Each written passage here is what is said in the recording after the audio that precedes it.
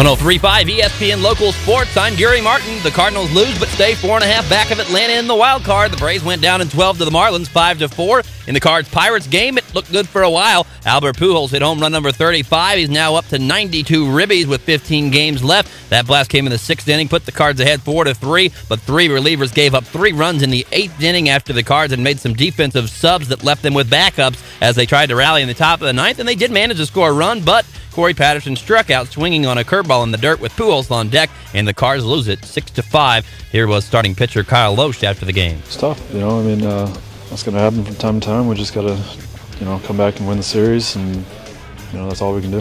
Loesch started a little rocky, but settled down, and the Cardinals have signed Chris Carpenter, 2-year contract extension, $21 million. He starts tonight, faces Jeff Karstens at 6:10, Game 2 in Pitt. Cubs took down the Reds 12-8. Home runs by Charlin Castro, Jeff Baker, and Aramis Ramirez. The Cubs have won 3 in a row. Dempster starts tonight, 6:10. The White Sox were hammered by the Tigers 14-4. Floyd gets the call tonight at 7:10. The Sox are on the verge of being eliminated officially, 11.5 back of the Detroit Tigers. The Miners' season ended on Sunday with a loss to River City in the first round of the playoffs, and manager Mike Pinto sums up the year. The end of the season is always a very bitter taste, and this will leave a very bitter one. This was a fun team, the most fun I've had, but the bottom line is, I want to win a championship. Miners have made the playoffs 3 out of the 5 times, and they're already looking forward to season number 6. New polls are out for college football FCS. SIU comes in at number 15. They did not drop despite the loss to Mississippi. The Dogs are 1-1. We were tested, and that's the one thing from week 1 and week 2. We can evaluate where we're at as a football team. We have things to work on this week that we need to work on.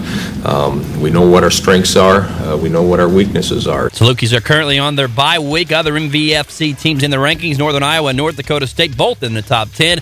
Georgia Southern is number 1. Former Saluki coach Jerry Kill still recovering from a seizure suffered on Saturday. Team doctors say it was because of dehydration, and that Kill could be back at practice as soon as tomorrow and should coach Saturday against Miami, Ohio. No word on if he's been released from the hospital. Rams injury update. Steven Jackson most likely out with the quad prob for next Monday night against the New York Giants. QB Sam Bradford is expected to play despite a bruised index finger. Ron Bartell, fractured neck, probably out for the season. Wide receiver Danny Amendola, dislocated left elbow, listed as week to week. Brendan Fletcher, day to day with a sprained toe. And offensive tackle Jason Smith has a sprained left ankle. SIU men's golf team teed off the season at the Wazioto Winds Tourney. They're in second, heading into day 2. 2 back of Northern Kentucky. High school golf boys, Benton, Vienna, Mount Vernon, Sparta, Massac County, all won. Girls, Pinckneyville, El Dorado, Massac County, Carmi, White County, all won matches.